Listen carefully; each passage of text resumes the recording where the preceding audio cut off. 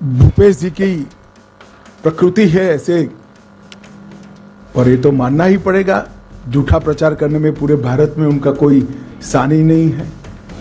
गलत सीडी बनाना, फर्जी सीडी बनाना, फर्जी पेन ड्राइव बनाना, फर्जी अखबार में समाचार प्लांट करना, इसमें इनको सिद्धता है।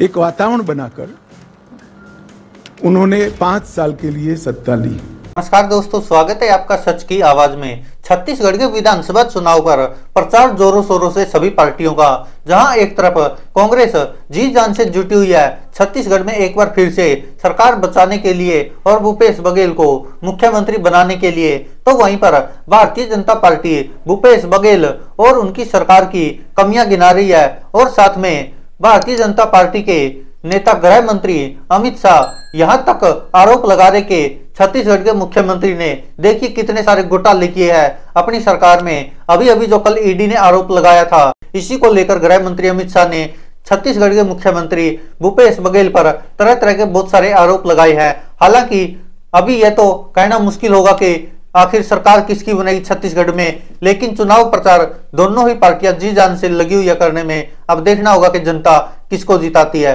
भूपेश बघेल को वापस मुख्यमंत्री बनाती है या फिर वहां पर कमल का फूल खिलाती है। को निःशुल्क लैपटॉप टैबलेट देने का प्रारंभ हुआ और एक छत्तीसगढ़ बिजली के अकाल से हमेशा पीड़ित था, वो पावर सरप्लस स्टेट बनाने का काम भी भारतीय जनता पार्टी ने किया। इसके साथ साथ पावर हब, सीमेंट मैन्युफैक्चरिंग का हब, इस्पात मैन्युफैक्चरिंग का हब, एल्यूमिनियम मैन्युफैक्चरिंग का हब, हेल्थ केयर की अच्छी सुविधाएं और डिजिटल क्रांति की शुरुआत भी भारतीय जनता पार्टी के शासन में हुई। आदिवासी अंचल जहां एक कॉलेज स्थापना भी बड़ा दिक्कत था, सरगुजा और बस्तर में 2 नए विश्वविद्यालय बनाने का काम भारतीय जनता पार्टी ने किया। और दंतेवाड़ा जैसे सुदूर क्षेत्र में भी शिक्षा के नए मानक गढ़ने का काम रमन सिंह के नेतृत्व में भारतीय जनता पार्टी ने किया।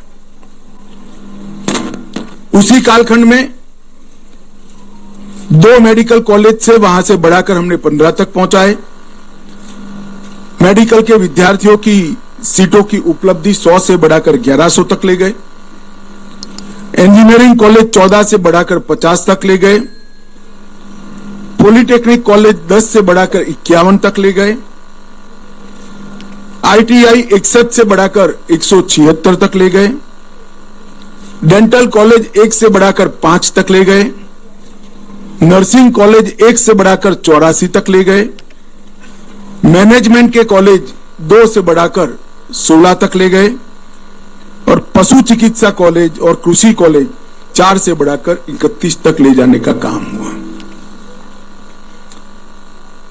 परंतु बीच में भूपेश जी की प्रकृति है ऐसे, और ये तो मानना ही पड़ेगा, झूठा प्रचार करने में पूरे भारत में उनका कोई सानी नहीं है। गलत सीडी बनाना, फर्जी सीडी बनाना, फर्जी पेन ड्राइव बनाना, फर्जी अखबार में समाचार प्लांट करना, इसमें इनको सिद्धता है।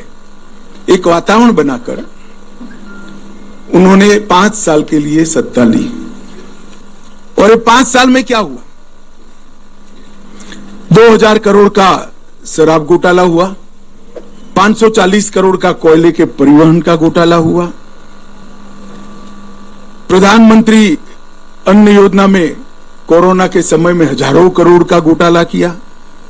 और मैंने मेरे सार्वजनिक जीवन में कभी भी देश भर में कहीं पर भी और आज भी होने के बाद भी गोबर में कोई घोटाला कर सकता है ऐसी सक्षमता नहीं दिखी है।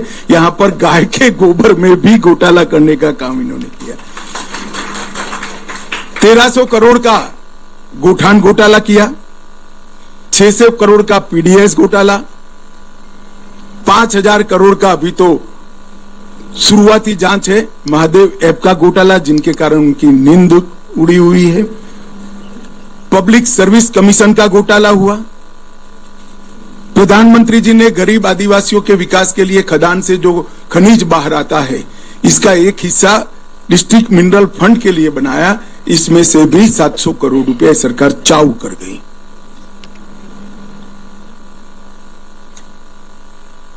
भर्ती की स्थिति ऐसी रही कि भ्रष्टाचार के कारण दलित युवाओं ने निवस्त्र होकर रायपुर के अंदर जुलूस निकालना पड़ा, निवस्त्र जुलूस निकालना पड़ा। फिर भी इनको जरा भी शर्म नहीं आती है और बड़े धड़ल्ले से विश्वास के साथ कहते हैं कि हमने विकास के काम किए हैं, हमने प्रगति की है। प्रगति तो हुई है, मगर भ्रष्टाचार में प्रगति हुई है।